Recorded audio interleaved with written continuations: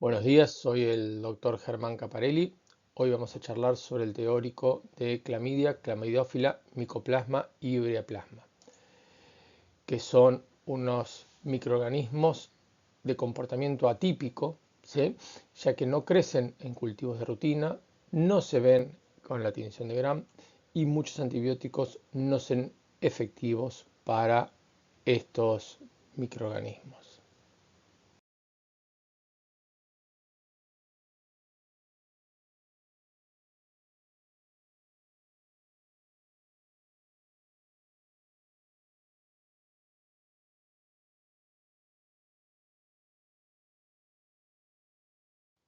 Los objetivos de este seminario van a ser comprender la biología estructural de estos microorganismos, reconocer el espectro clínico y epidemiológico y las enfermedades transmitidas, las poblaciones de riesgo, las vías de transmisión y la relevancia clínica epidemiológica global, e integrar el diagnóstico y tratamiento de estas patologías. Vamos a ir conversando sobre los distintos contenidos de esta presentación a lo largo de estos minutos. Vamos a charlar sobre las clasificaciones y características generales de estos microorganismos. Respecto a la familia Clamidiaceae, ¿por qué son especiales? Vamos a ver que las clamidias son bacterias denominadas no Gram. Si bien tienen una estructura de bacterias Gram negativas, carecen del peptidoglicano funcional. Esto es clave desde el punto de vista terapéutico, ya que los betalactámicos, las cefalosporinas, la vancomicina y todos los antibióticos que actúen bloqueando la síntesis de la pared son inútiles en estas bacterias. Tampoco hay blanco donde actuar. Sin embargo, la rigidez proviene de proteínas mayores de membrana externa que invaden el espacio periplásmico. Tienen la particularidad enorme que son parásitos intracelulares obligados. Esto significa que no pueden vivir ni reproducirse fuera de la célula huésped. También se denominan parásitos energéticos, ya que no pueden sintetizar su propio ATP y dependen completamente del ATP de la célula que infectan para obtener la energía. Ahora bien, lo más llamativo de la clamidia es su ciclo vital y tiene dos formas completamente distintas: el cuerpo elemental, o C, y el cuerpo reticular, o CER. El cuerpo elemental es la forma infecciosa, es pequeña, entre 300 a 400 nanómetros, metabólicamente inactivo, estable en un ambiente extracelular y es capaz de viajar de una célula a otra o de una persona a otra. Mientras que el cuerpo reticular es la forma replicativa, mucho más grande, entre 800 y 1000 nanómetros, es activo metabólicamente, es frágil y solo puede existir dentro de la célula que infectó. El ciclo completo dura entre 48 y 72 horas. Cuando el ciclo elemental infecta otra célula, se convierte en un cuerpo reticulado que se replica y después vuelve a convertirse en cuerpo elemental para salir e infectar a nuevas células. De un modo parecido a una espora, los cuerpos elementales son resistentes a muchos factores ambientales estresantes. Aunque estas bacterias no cuentan con una capa de peptidoglicanos rígida, que existe en la mayor parte de las restantes bacterias, su núcleo denso central se rodea de una membrana citoplasmática y de una membrana externa doble capa. La pared celular contiene un lipopolisacárido que es común a otros miembros de la familia, pero tiene una leve acción como endotoxina. La proteína principal de membrana externa, o MOMP, es la más importante.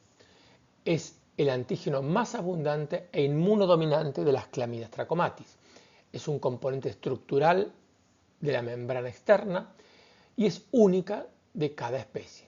Funciona como una porina y es fundamental para la biología y la clasificación de esta bacteria. Sus principales características son la especificidad y la variabilidad. Aunque está presente en todas las clamidias, su secuencia genética varía de forma única en cada especie. Por ejemplo, en la Clamidia trachomatis contiene regiones variables que determinan 18 serovariedades o serotipos de bacterias.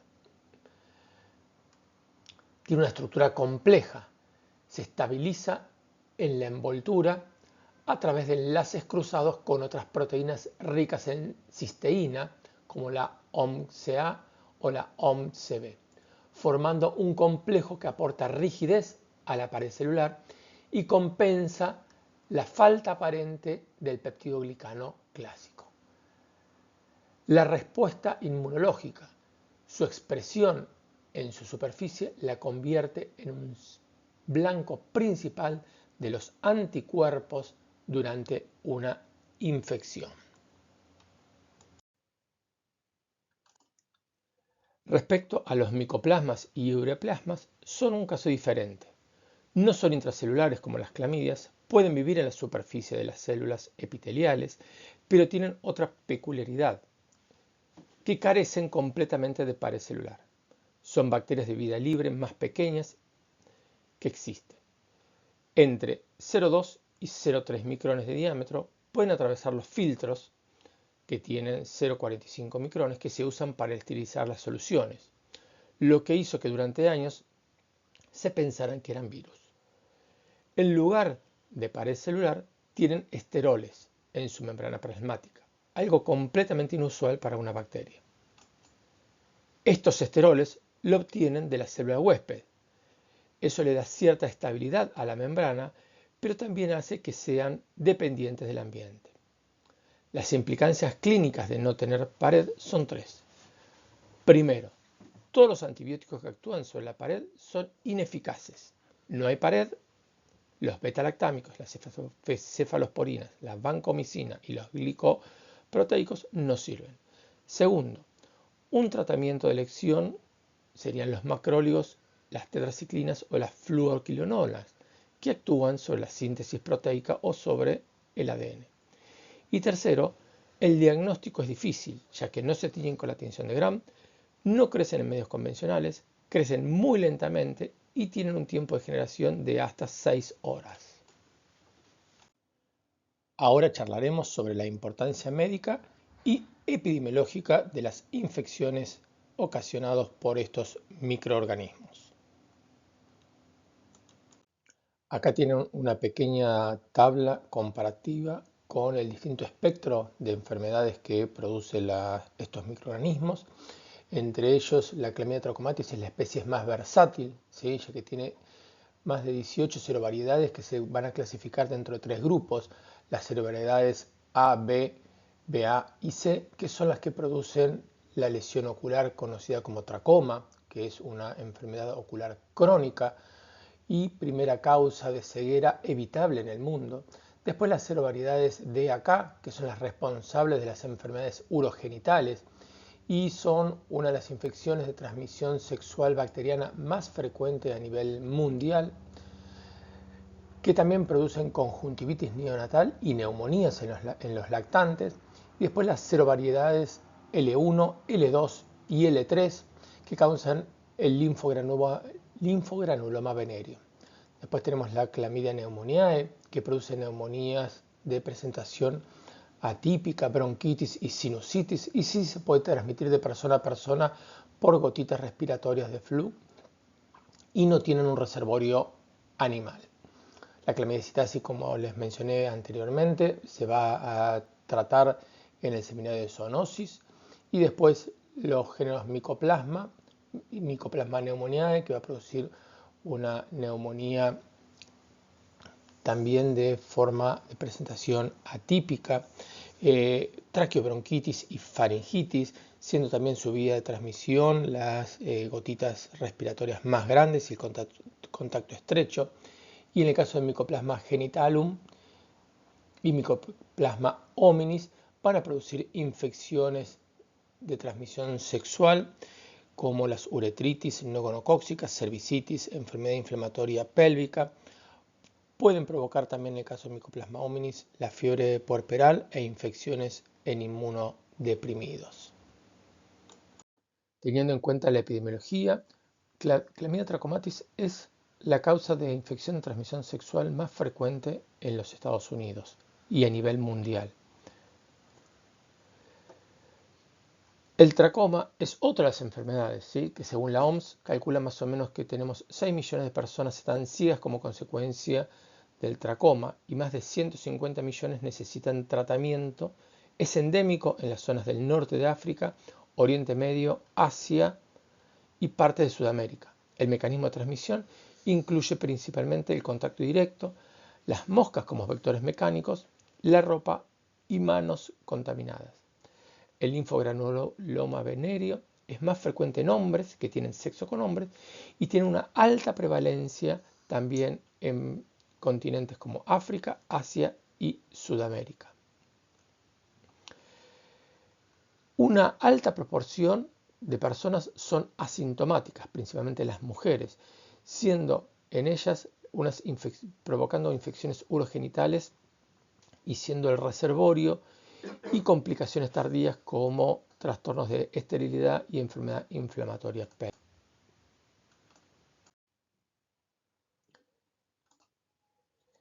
En el caso del Mycoplasma pneumoniae tiene una epidemiología particular. Se distribuye universalmente, pero sin estacionalidad, a diferencia de otros virus o bacterias respiratorias que tienen picos en épocas invernales. Producen epidemias cíclicas cada 4 a 8 años, principalmente en comunidades cerradas como colegios, cuarteles o universidades. Afecta principalmente a niños entre 5 y 15 años, aunque puede afectar a todos los grupos etarios susceptibles. La inmunidad que confiere la infección no es duradera, por lo que las reinfecciones son frecuentes. En adultos, la enfermedad suele ser más leve porque tienen inmunidad parcial por exposiciones previas. Un punto importante del Mycoplasma pneumoniae es que no forma parte de la flora normal de las mucosas respiratorias. Sin embargo, después de una infección puede persistir portadores durante semanas. En cuanto al Mycoplasma genitalium y Mycoplasma hominis, más o menos el 15% de los adultos sexualmente activos están colonizados. La colonización aumenta después de la pubertad y con la actividad sexual. La resistencia a macrólidos aumenta drásticamente en los últimos años, principalmente en Asia, llegando a más de un 90% de resistencia.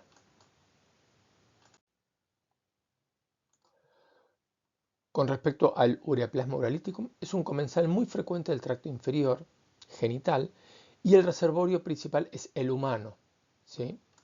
Se distingue de los demás miembros de la familia por producir una ureasa. Es un patógeno oportunista y las manifestaciones clínicas pueden variar desde uretritis, prostatitis, epididimitis, cervicitis, complicaciones obstétricas, en neonatos las neumonías congénitas. El Mycoplasma pneumoniae va a producir traqueobronquitis y neumonías atípicas. Mycoplasma genitalium, principalmente uretritis no gonocóxica, cervicitis y EPIs, y el Mycoplasma hominis, pielonefritis, fiebre puerperal e infecciones sistémicas. Con respecto a la patogenia e inmunidad de estos microorganismos, vemos que el espectro de células que puede infectar la Clamidia trachomatis es limitado, lo que se explica la distribución de sus enfermedades. Los cuerpos elementales se unen a las células epiteliales cilíndricas no ciliadas cuboides y de transición. Recordar que la serovariedad del linfogranuloma venéreo son más invasivas, por lo que se replican en los fagocitos mononucleares del sistema linfático. Las manifestaciones clínicas tienen dos componentes: la destrucción directa de las células durante la replicación y la respuesta de citocinas proinflamatorias del huésped. El daño inflamatorio crónico es especialmente importante en el caso del tracoma y de las infecciones genitales. En el caso del tracoma, va a producir una conjuntivitis folicular crónica que evoluciona a una cicatrización del párpado, triquiasis, úlceras corneales, formaciones de panus y cegueras. Las reinfecciones repetidas agravan progresivamente el daño y por eso el tratamiento precoz es la primera infección es muy importante. El tracoma se transmite de un ojo a otro a través de las gotitas de las manos, de la ropa infectada y de las moscas, que transportan secreciones oculares de los ojos de los niños infectados a los niños sanos. Debido al alto porcentaje de los niños portadores de Clamidia trachomatis en sus aparatos respiratorios y gastrointestinales en áreas endémicas, el patógeno se puede transmitir también mediante gotitas respiratorias o mediante contaminación fecal.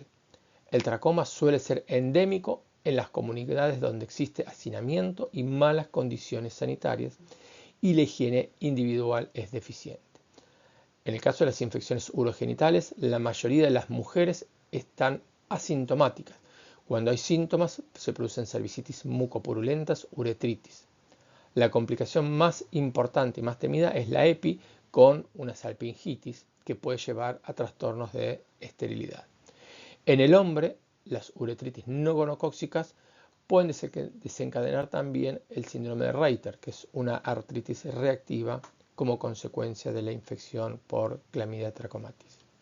En el caso del linfogranuloma venéreo, la úlcera indolora, que pasa inadvertida, seguida por las adenopatías inguinales fluctuantes con formación de bubones, fístulas y cicatrices, es muy característico. Y la producción de una proctitis es muy frecuente. En el caso de las infecciones neonatales, la conjuntivitis de inclusión aparece entre 1 a 2 semanas de vida del niño con secreción purulenta intensa. El ciclo vital de la clamidia es muy característico la evolución entre el cuerpo elemental y el cuerpo reticulado. Que el cuerpo reticulado, como vimos anteriormente, es el metabólicamente activo, replica dentro de la célula por fisión binaria, se reorganiza después en cuerpos elementales pequeños y libera hacia el exterior a través de la lisis celular.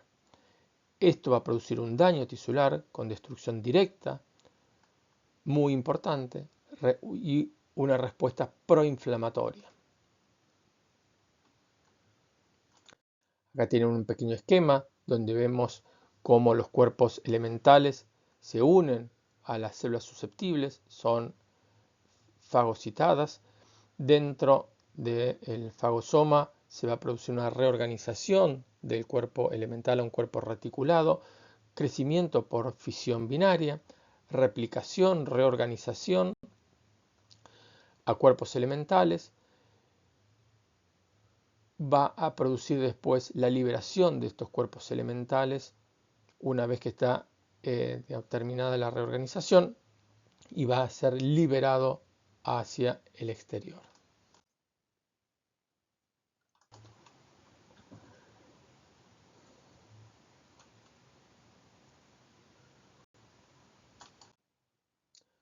Con respecto a la patogenia del Mycoplasma pneumoniae, el mecanismo de daño es distinto al de la clamidia. No es intracelular, sino que se adhiere a la superficie del epitelio respiratorio mediante una estructura especializada en uno de sus extremos.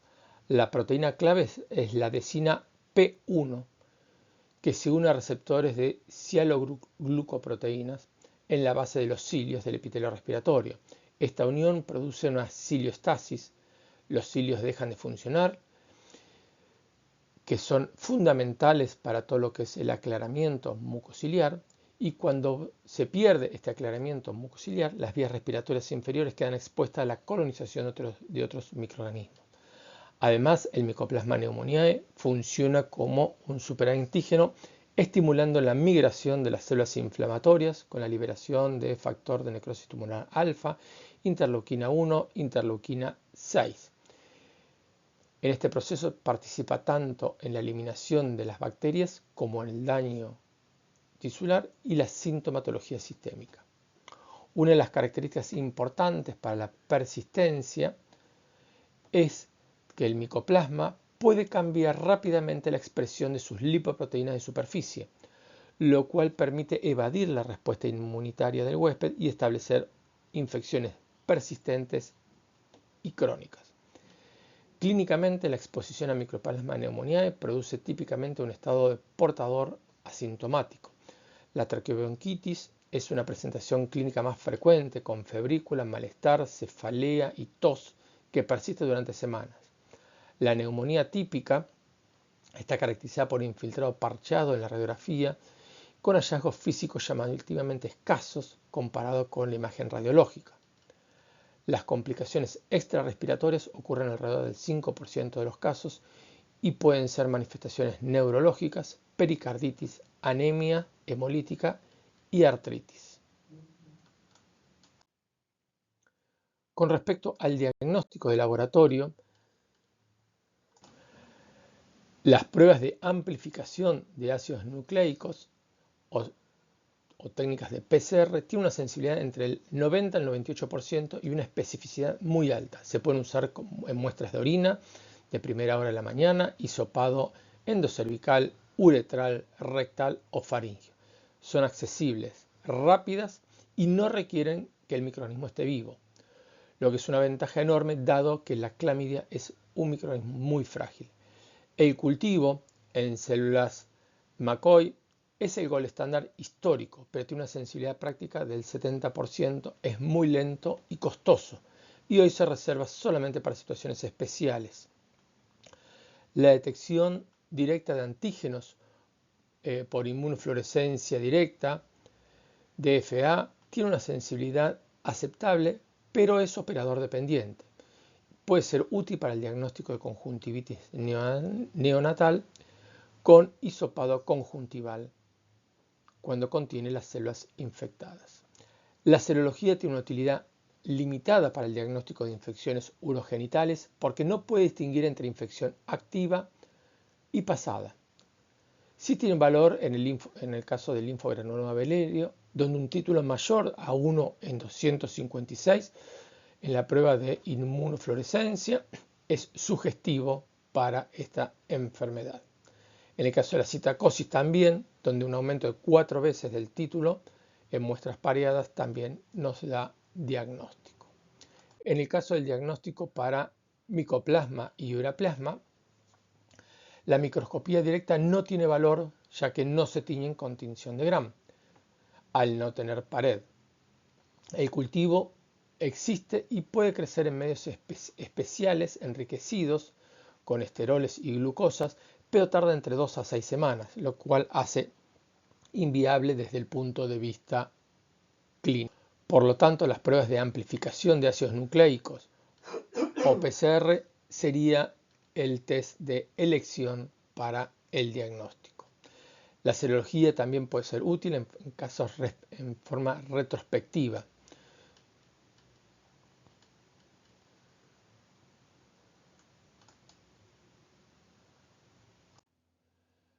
Con respecto al tratamiento, profilaxis y prevención, un solo recordatorio con respecto al tratamiento, que no es el tema fundamental en la materia de microbiología. Tener en cuenta que este grupo de bacterias, los betalactámicos y antibióticos que actúen sobre la pared celular, no van a ser efectivos ya que estos microorganismos carecen del órgano blanco.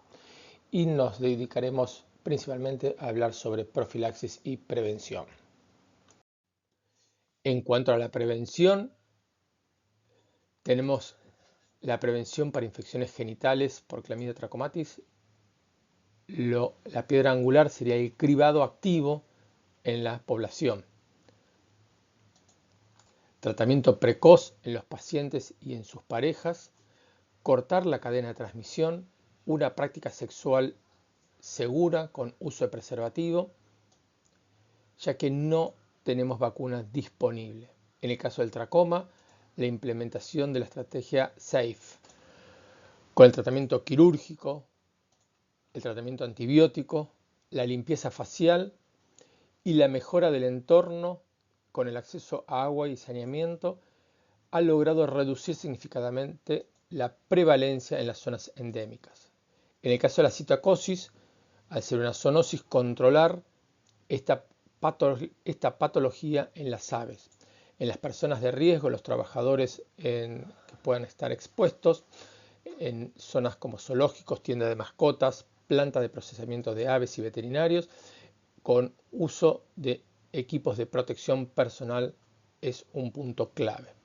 Y en el caso de Mycoplasma pneumoniae, la prevención, al no existir vacuna, tenemos que tener en cuenta el aislamiento de los infectados, es muy difícil, y la inmunidad posinfección es baja, hace que toda la prevención sea bastante compleja. En el caso del Mycoplasma genital o el Mycoplasma hominis, las mismas medidas que para cualquiera de las infecciones de transmisión sexual sería el principal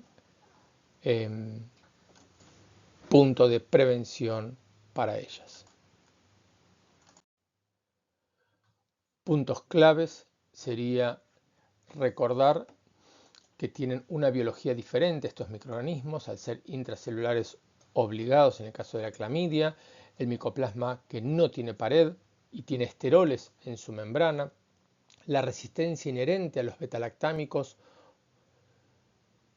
El diagnóstico principalmente es molecular con las técnicas de amplificación de ácidos nucleicos.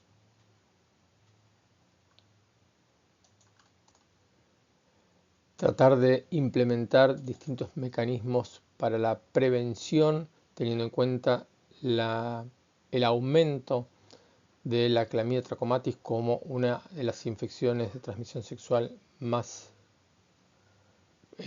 frecuente, y la resistencia emergente a los macrólidos en los distintos continentes, principalmente en Asia, para el caso de Mycoplasma genitalum, y la resistencia también de tratamientos antibióticos para Mycoplasma pneumoniae. Muchas gracias.